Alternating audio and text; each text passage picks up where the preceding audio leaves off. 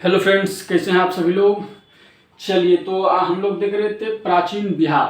प्राचीन बिहार का हमारा जो सीरीज चल रहा था उसी को हम लोग आगे बढ़ाते हैं। तो इसमें हम लोग देख रहे थे महाजनपद।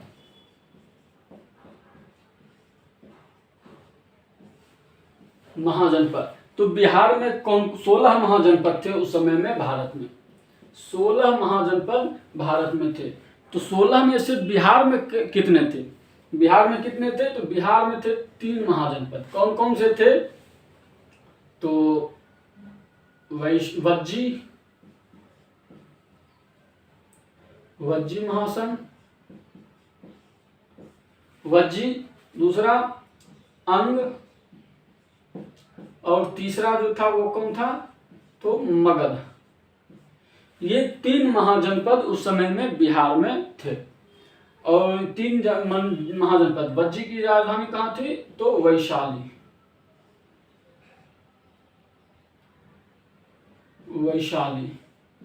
अंग की चंपा, और मगध की तो राजगृह। ये 3 महाजनपद जो है बिहार में थे। तो इसी को एक एक करके हम लोग देख लेते हैं कि कौन सा महाजनपद किस क्षेत्र में था, कहाँ क्या था। सबसे पहले हम लोग देखते हैं वज्जी वैशाली के बारे में। ठीक है, तो इसका जो क्षेत्र था, ये था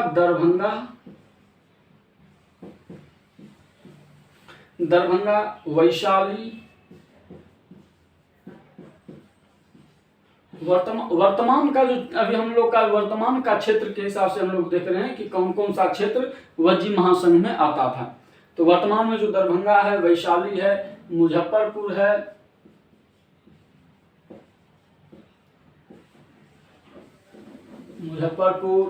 उसके बाद शिवहर, सीतामढ़ी,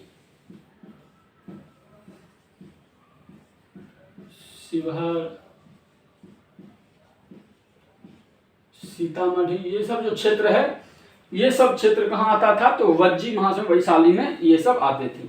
ठीक है, तो वैशाली जो है, वैशाली के कुंडग्राम के लोग जो हैं, इनको लोग ज्ञात्रिक कहते थे। ज्ञात्रिक कुल के कहलाते थे। इसी ज्ञात्रिक कुल के महावीर स्वामी थे। जैन तीर्थंकर महावीर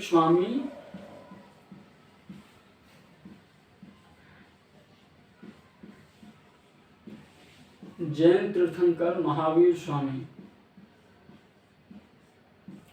ये जो है इसी ज्ञात्रिक कुल के थे। ठीक है, इसी ज्ञात्रिक कुल के थे जो वैशाली में थे। वज्जी में जो हमने देखा था कि वज्जी में टोटल 8 कुलों का एक समूह था। ये 8 कुलों का समूह था, यानी 8 जो क्षेत्र थे, 8 राजा थे, उन्होंने मिल करके एक वज्जी महासंघ बनाया था। महासंघ, जिस तरह से भारत अभी अन्य सभी राज्यों को मिला करके एक भारत देश बना है, भारत राज्यों का संघ है, उसी तरह वज्जी भी उस समय में 8 कुलों का एक महासंघ था। इसी ने भारत क्या विश्व को सबसे पहले गणतंत्र सिखाया। किस तरह गणतंत्रात्मक सरकार की व्यवस्था होती है, किस तरह गणतंत्रात्मक सरकार बनाया जाता है। तो इसने क्या किया है? पूरे विश्व को गणतंत्र दिया है। ठीक है, इसमें कुल 8 जो है छोटे छोटे समूह थे, उन समूहों को मिला करके एक वज्जी महासंघ बना था। चलिए इसको हम लोग आगे देखते हैं।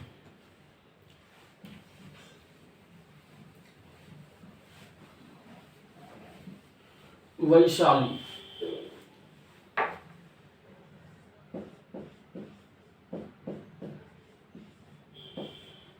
ये वैशाली जो है, ये विश्व का पहला गणतंत्र था। विश्व का पहला गणतंत्र।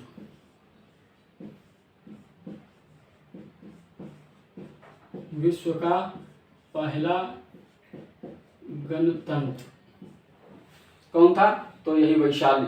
इस वैशाली नगर की, यानी वैशाली इस जो क्षेत्र है, इस क्षेत्र की, वैशाली की जो स्थापना की थी, की स्थापना किया था इक्ष्वाकु इक्ष्वाकु राजा के पुत्र विशाल ने की थी। इसके इक्ष्वाकु राजा के पुत्र किसने? विशाल ने।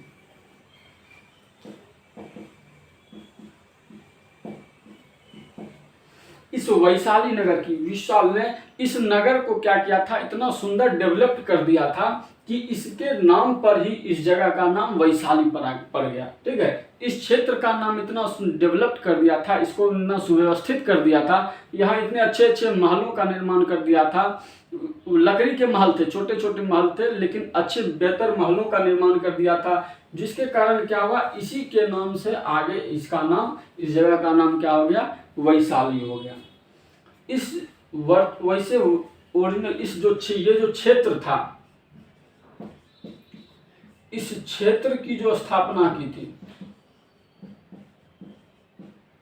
इस क्षेत्र की जो जिसने स्थापना की थी वो था नमोदिष्ट।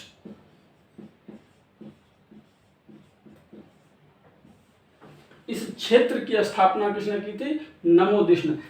अब देखिए यहाँ गड़बड़ हो जाएगा कि विशाल ने स्थापना किया, नमोदिष्ट ने स्थापना किया, किसने किया? जैसे देखिए मान लीजिए ये एक स्थान है, ठीक है, ये एक स्थान है, इस क्षेत्र, ये पूरा जो क्षेत्र है, ये पूरा क्षेत्र है, इस पूरे क्षेत्र की जो स्थापना है, इस पूरे क्षेत्र की स्थापना किसने की थी? नमोदिष्ट ने। इस क्षेत्र की स्थापना किसने की थी? नमोदिष्ट ने। इस क्षेत्र के भीतर, इसी क्षेत्र के भीतर में जो शहर था वैशाली ग्राम, जिसको कि इसने सुव्यवस्थित ढंग से इस जगह को डेवलप कर दिया था, वो किसने किया था? तो वो किया था विशाल ने। इस क्षेत्र की स्थापना की थी किसने? नमोदिष्ट ने। इस क्षेत्र के भीतर जो वैशाली नामक ग्राम की जो स्थापना की थी, उस क्षेत्र का विकास करने के कारण उस जगह का नाम इसके नाम पर क्या हो गया? तो वैशाली हो गया। ठीक है, इस वंश में लगभग 24 राजा हुए हैं। इस वंश में लगभग 24 राजाओं के उल्लेख मिलता है कि इस वंश में कुल 24 राजा हुए हैं। यहाँ के जो इसकी जो अंतिम राजा, इस वंश के जो अंतिम राजा थे,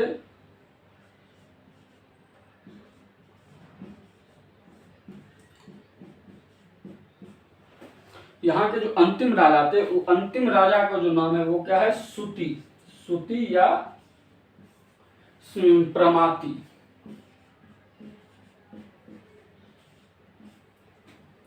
सुति या प्रमाति एक ही व्यक्ति है। कहीं कहीं इसका नाम सुति देखने को मिलता है, कहीं कहीं प्रमाति देखने को मिलता है। तो ये दोनों एक ही व्यक्ति हैं। आप सुति या प्रमाति दोनों में से कोई भी ऑप्शन में रह सकता है। तो यहाँ का जो अंतिम राजा कौन था? तो सुति या प्रमाति। इसी वैशाली में दूसरी बौद्ध संगीति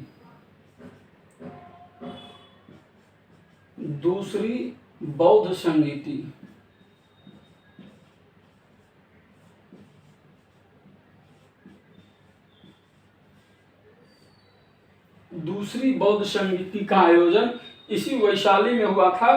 कब हुआ था? तो 383 ईस्वी पूर्व।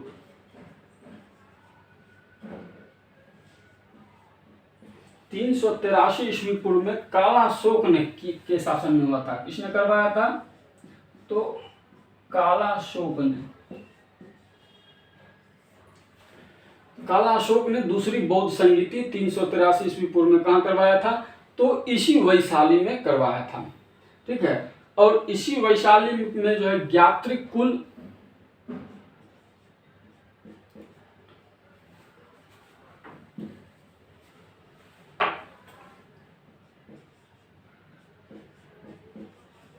इसी ज्ञात्रिक कुल के जो वैशाली का था, इसी ज्ञात्रिक कुल के थे कौन? महावीर स्वामी। महावीर कौन थे? तो जैन तीर्थंकर।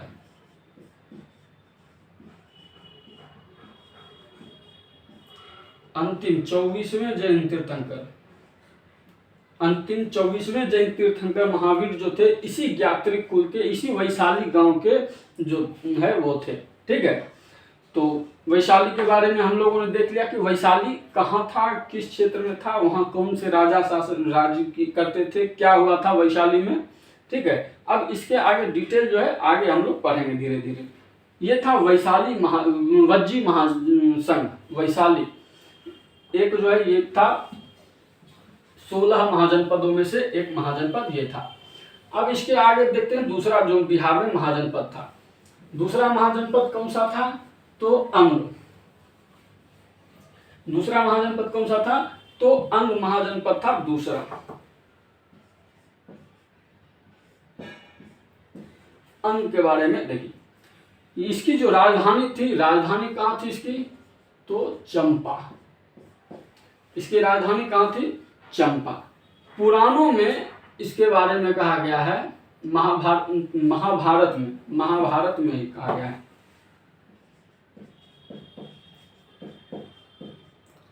महाभारत में इसी अंग को जो है कहा गया है, मालिनी नाम दिया गया है। मालिनी नाम से इस जगह के बारे में बताया गया है। किसमें, तो महाभारत में। महाभारत में इसकी जो है क्या नाम दिया गया है, इसको मालिनी दिया गया है। इसकी जो स्थापना थी वह अंग नामक राजा ने किया था। इस क्षेत्र की जो स्थापना थी, इस अंग महाजनपद की जो स्थापना थी, क्षेत्र की जो स्थापना की थी, वो अंग नामक राजकुमार ने किया था। किसने किया था, तो अंग नामक राजकुमार ने किया था। इसका जो क्षेत्र था ये भागलपुर और मुंगेर के आसपास का क्षेत्र है। भागलपुर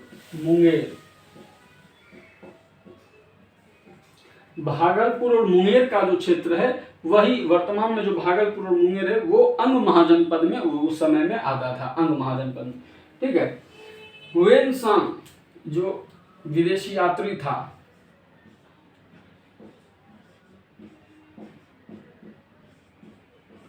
हुएनसांग ने इस जगह को, चंपा शहर को चेम्पो कहकर पुकारा है। चेम्पो।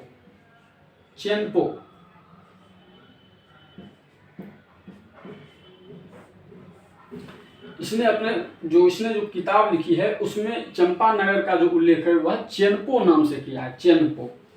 चंपा जो है, ये चंपा उस समय के प्रमुख 6 प्रमुख शहरों में से ये जो चंपा है ये भी एक प्रमुख गिनती में आता था। उस समय में कुछ ऐसे कुछ प्रमुख शहर थे, जैसे अभी के समय में ही, वर्तमान में ही देखिए कुछ ऐसे शहर हैं जो बहुत अधिक डेवलप्ड हैं, जिनका अधिक जो है नाम है। तो उसी तरह उस समय में भी 6 वैसे कुछ डेवलप्ड शहर थे, तो उनका नाम, उस नाम में, उस 6 नामों की सूची में एक चंपा भी आती। कौन कौन थे वो नाम, तो देखिए इसमें 6 जो नाम थे, 6 जो शहर हैं, वो 6 शहर कौन कौन से हैं, तो वो है चंपा, राजगृह, उसके बाद है बनारस,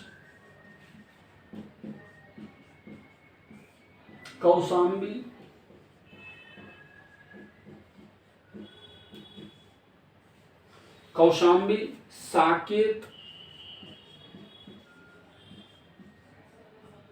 श्रावस्ती,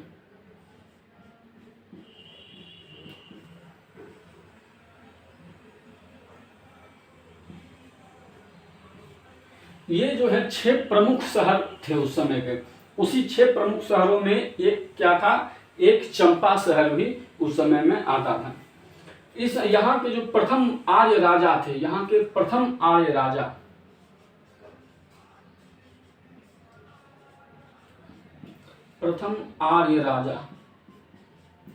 यहाँ के प्रथम आर्य जो राजा थे वो थे कौन, तो तितुक्षी।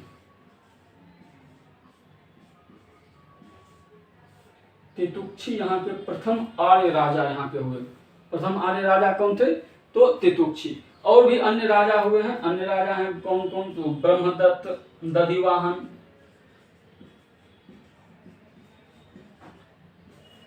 दधिवाहन है, दृढ़वर्मन है, दृढ़वर्मन है, और यहाँ का दधिवाहन और दृढ़वर्मन अन्य राजा। और यहाँ का जो अंतिम राजा है ब्रह्मदत्त। अंतिम राजा ब्रह्मदत्त।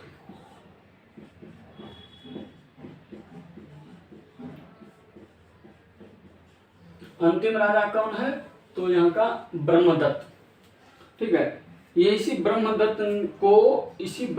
को बिंबिसार ने हराया था। मगध के शासक, उस समय का मगध का शासक कौन था? तो बिंबिसार। इस बिंबिसार ने उस समय में ब्रह्मदत्त को हरा करके अंग को क्या किया? अपने राज्य में मिला लिया था। ब्रह्मदत्त को हरा करके अंग को अपने राज्य में मिला लिया था। और दधिवाहन की पुत्री, ये दधिवाहन, इसकी पुत्री चंदना,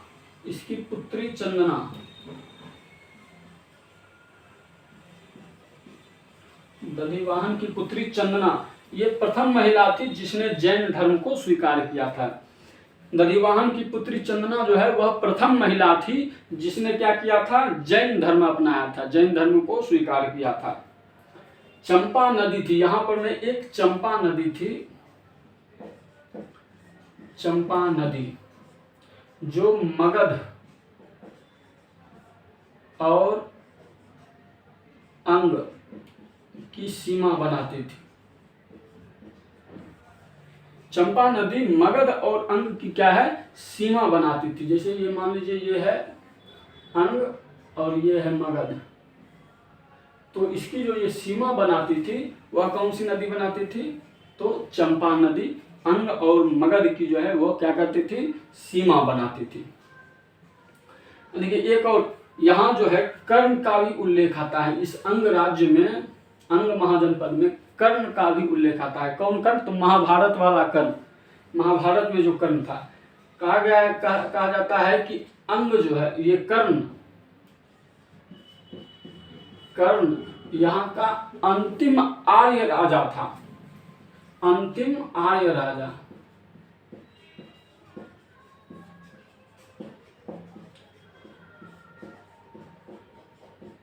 अंतिम आर्य राजा कौन? तो अंतिम आर्य राजा के रूप में यहाँ कर्ण का भी उल्लेख आता है कि कर्ण यहाँ का अंतिम आर्य राजा था। अब देखिए यहाँ देखें ब्रह्मदत्त अंतिम राजा था। तो ब्रह्मदत्त जो है आर्यों में से नहीं था, आर्य राजा नहीं था। ये दधिवाहन, दृढ़वर्मन, ये लोग आर्य राजा में से नहीं थे। ब्रह्मदत्त आर्य राजा नहीं था। आर्य राजाओं में से सबसे अंतिम कौन था? तो कर्ण का उल्लेख मिलता है।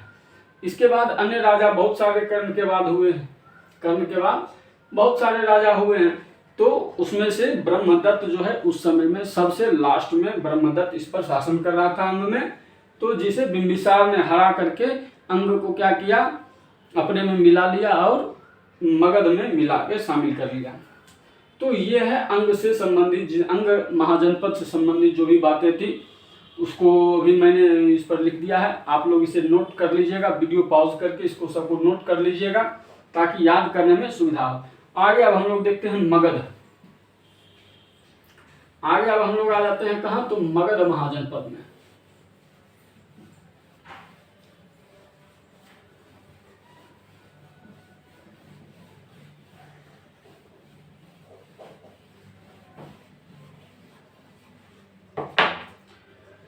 चलिए अब हम लोग देखते हैं मगध को।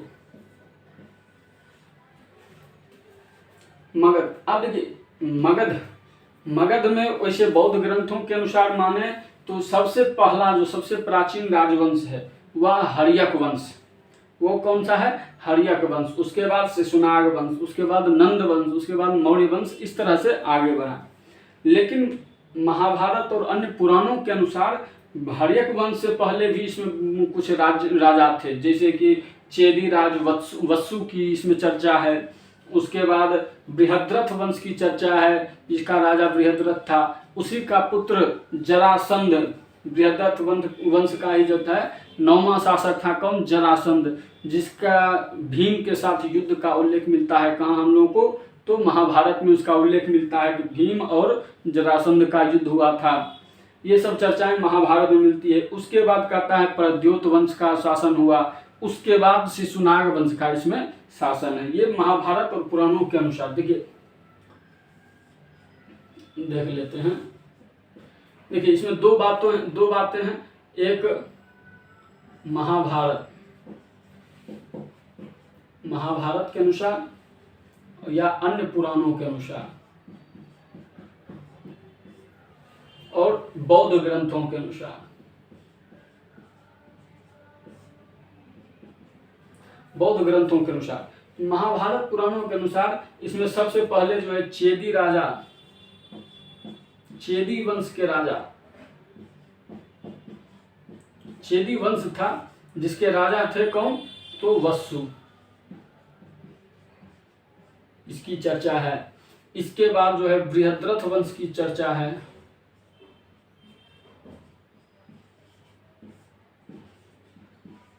बृहद्रथ वंश के बाद प्रद्योत वंश की चर्चा है।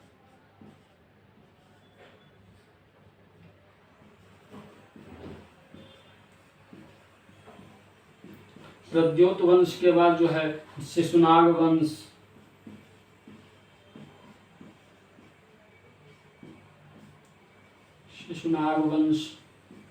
शिशुनाग वंश के बाद जो है नंद वंश। और ये महाभारत या पुराणों के अनुसार इस तरह की बातें हैं। और बौद्ध ग्रंथों के अनुसार सबसे पहले कहा गया है कि हर्यक वंश, उसके बाद शिशुनाग वंश,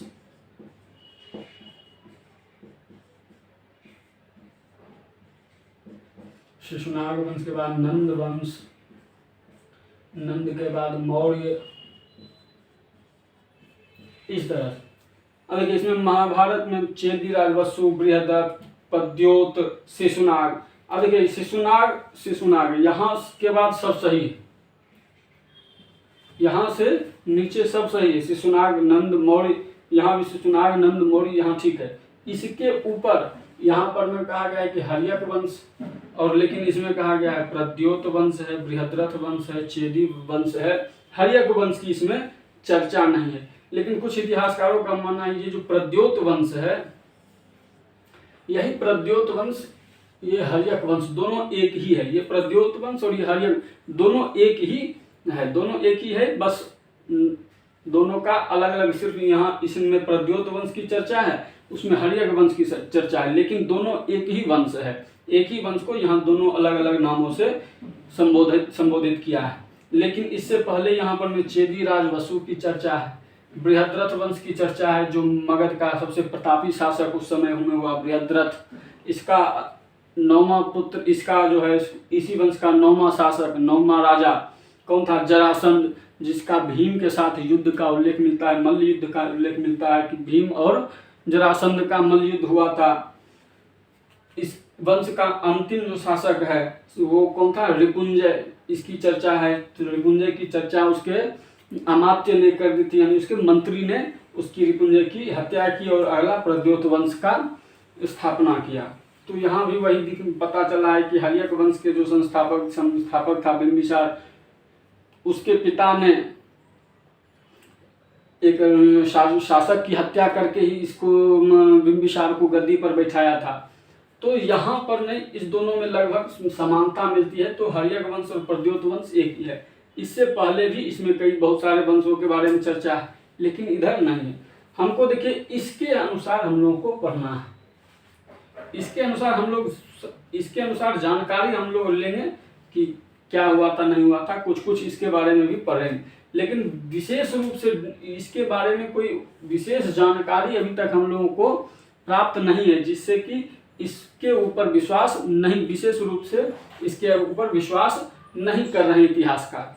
क्यों? तो बृहद्रथ वंश का जो है जरासंध का सिर्फ उल्लेख महाभारत में मिलता है, और उसके पहले का कुछ उल्लेख मिलता है, उसका कुछ साक्ष्य अभी तक प्राप्त नहीं हुआ है।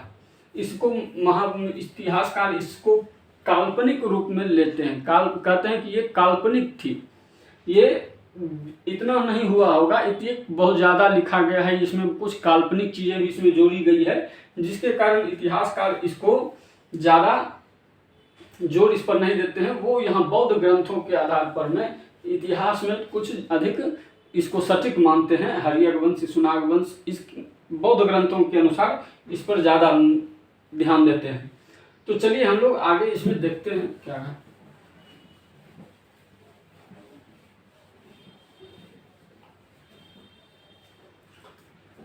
तो मगध का सबसे प्राचीन शासक, सबसे प्राचीन जो है शासक वो कौन है? तो चेदी राज वसु, ध्यान में रखना है।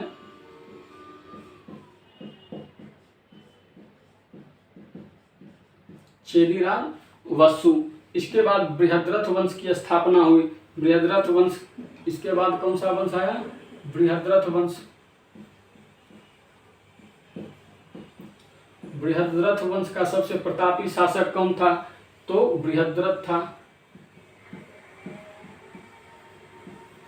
इसके बाद इसका नौवां शासक कौन था? जरासंध।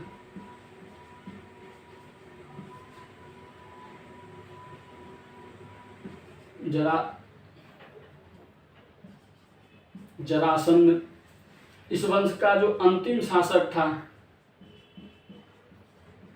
वो अंतिम शासक कौन था? तो रिपुंजय। इसकी हत्या इसके अमात्य ने कर दी और उसने अपने पुत्र को यहाँ पर सिंहासन पर बिठाया, जिसका कि वर्णन वहां से प्रद्योत वंश का यहाँ हर्यक वंश से मिलता जुलता है। तो इसलिए यहाँ हर्यक वंश अब हम लोग पढ़ना स्टार्ट करेंगे, हर्यक वंश से।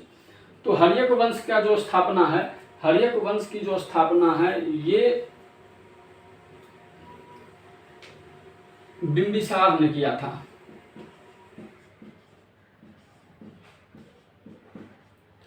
हर्यक वंश की स्थापना बिंबिसार ने, बौद्ध ग्रंथों के अनुसार। किसके अनुसार? तो बौद्ध ग्रंथों के अनुसार।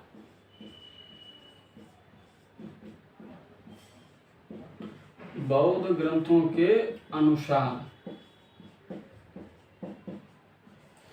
बिंबिसार ने हर्यक वंश की स्थापना बिंबिसार ने की थी, और वो भी कब? तो 15 वर्ष की आयु में।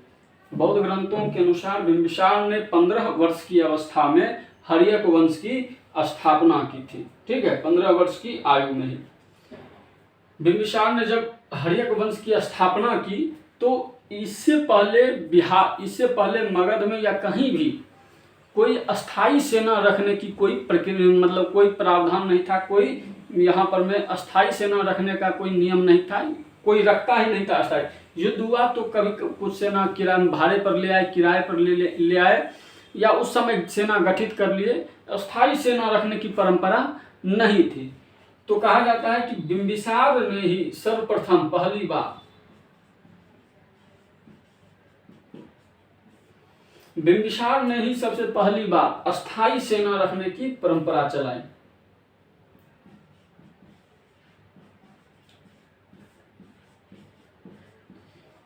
इसी ने सबसे पहली बार अस्थाई सेना की नींव रखी। इस सेना को अस्थाई रूप से रख करके उसको वेतन देना प्रारंभ किया।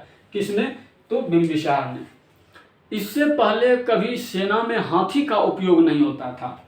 इससे पहले सेना में कभी भी हाथी का उपयोग नहीं होता था। हालांकि महाभारत काल में कुछ बताया गया है कि हाँ, हाथियों का भी प्रयोग सेना में किया जाता था, लेकिन उस समय में बहुत विशाल सेना भी थी। तो क्या उसको इतिहासकार लोग कुछ काल्पनिक मान लेते हैं। इसके कारण से कहते हैं कि बिंबिसार ने ही पहली बार अस्थाई सेना और विशाल सेना रखी थी। सबसे बड़ी और विशाल और अस्थाई रूप से सेना इसी ने रखी। इसी ने सबसे पहले सेना में हाथी का उपयोग किया। हाथी का भी उपयोग इसी ने सबसे पहले सेना में हाथी का उपयोग किया। उस समय बिहार झारखंड के इलाके में हाथी पर्याप्त मात्रा में थे, तो हाथी का उपयोग इसने पहली बार हाथी का उपयोग बिंबिसार ने ही किया था, शामिल किया था अपनी सेना में हाथियों को। अब देखिए राज्य, अब ये जब राजा बना तो स्वाभाविक है कि राज्य विस्तार करेगा ही करेगा। राज्य विस्तार की इच्छा, कोई भी राजा बने उसको राज्य विस्तार की इच्छा होती ही है। तो ये भी अपना राज्य विस्तार करेगा। तो राज्य विस्तार का देखिए दो ही मार्ग है। राज्य विस्तार का दो ही नीति है, एक तो युद्ध करके राज्य विस्तार कीजिए, दूसरा है विवाह करके। तो बिंबिसार ने क्या किया, तो विवाह करके इसने राज्य बढ़ाने की नीति का बढ़ाने लगा। इसने क्या किया कि विवाह करके राज्य अपना विस्तार करने लगा।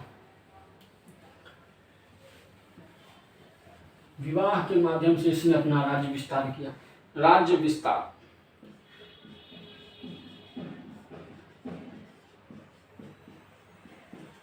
इसने अपना राज्य विस्तार किस माध्यम से किया, तो विवाह की नीति अपनाई। विवाह की नीति अपना करके इसने क्या किया कि राज्य विस्तार करना प्रारंभ कर दिया।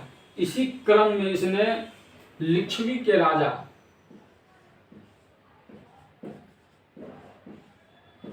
लिच्छवी के जो राजा थे कौन, तो लिच्छवी के राजा थे चेटक, इनकी पुत्री, चेटक की पुत्री चेलना, चेटक की पुत्री चेलना से विवाह किया। चेटक की पुत्री चेलना से विवाह किया।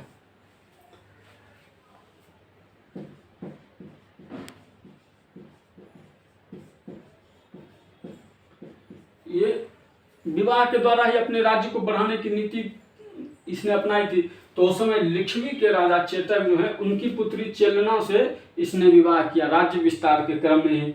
उसके बाद कोसल के राजा, कोसल एक राज्य था, कोसल के राजा प्रसेनजीत,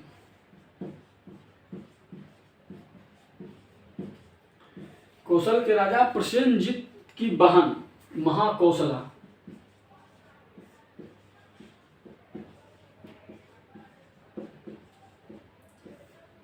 प्रसेनजीत की बहन महाकौशला से विवाह किया।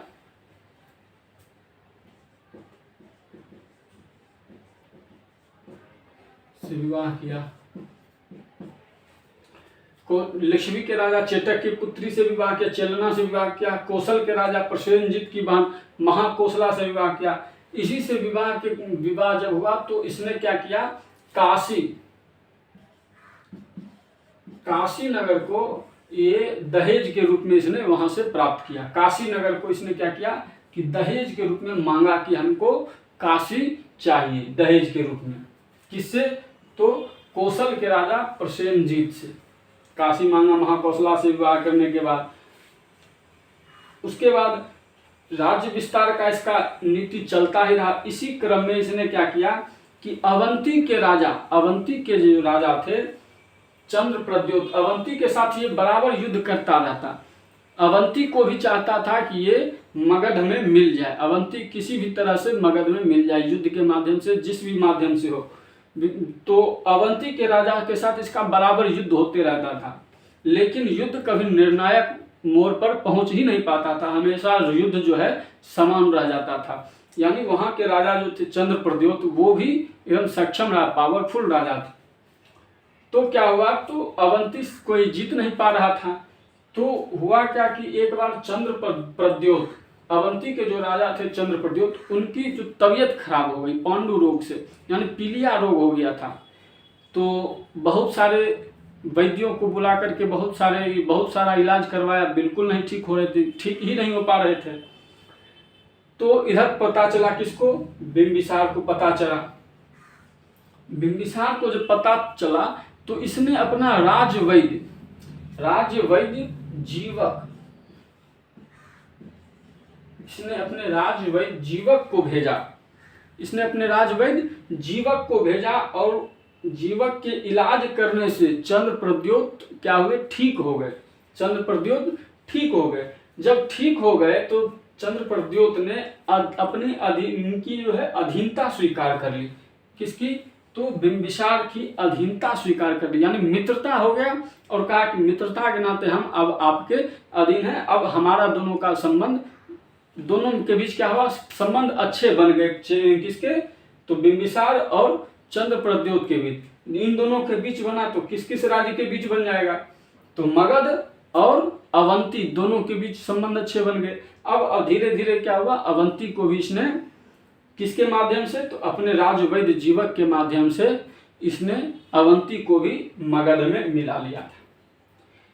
अब इसी क्रम में जब ये अपना राज्य विस्तार कर रहा था, तो राज्य विस्तार के क्रम में इस समय में ये बहुत ही महत्वाकांक्षी राजा था बिंबिसार।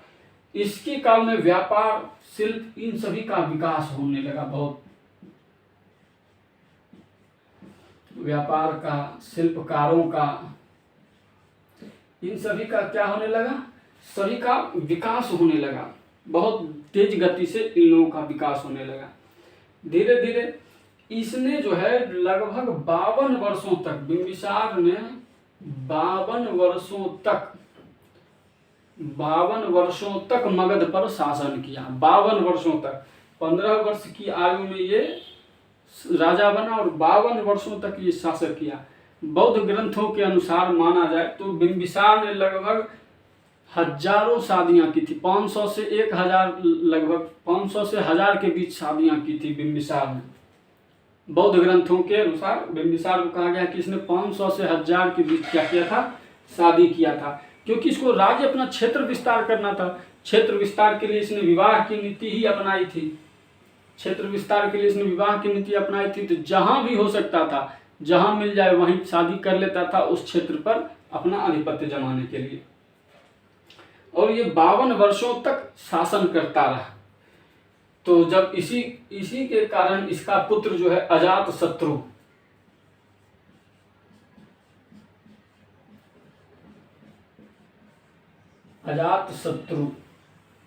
इसने क्या किया कि 493 ईस्वी पूर्व में 493 ईस्वी पूर्व में अपने पिता बिंबिसार की क्या हत्या कर दिया। ये राजा का पद छोड़ ही नहीं रहा था। इधर अजातशत्रु बड़ा हो रहा है, बड़ा हो गया क्या, वो भी लगभग 30 पार कर गया है। बिंबिसार लगातार शादी ही कर रहा है, राज्य विस्तार की नीति, अपने राज्य को विस्तार कर रहा है। अजातशत्रु बैठा कब तक राज्यपाल रहेगा? तो इसने क्या किया? अपने पिता बिंबिसार की हत्या की। कब? 493 ईस्वी पूर्व में हत्या कर दी। और 493 ईस्वी पूर्व में ये मगध की गद्दी पर में बैठा, शासक के रूप में मगध की गद्दी पर अजातशत्रु बैठा। आज के लिए इसको इतना ही रह देते हैं, नहीं तो वीडियो बहुत ज़्यादा लंबा हो जाएगा। बिंबिसार तक आज रह देते हैं। अगले वीडियो में हम लोग अजातशत्रु से आगे हम लोग देखेंगे। उम्मीद करते हैं कि आज का ये वीडियो जो हमने बनाया है वो आप लोगों को पसंद आया होगा। पसंद आया हो तो लाइक करें, शेयर करें, सब्सक्राइब करें। धन्यवाद।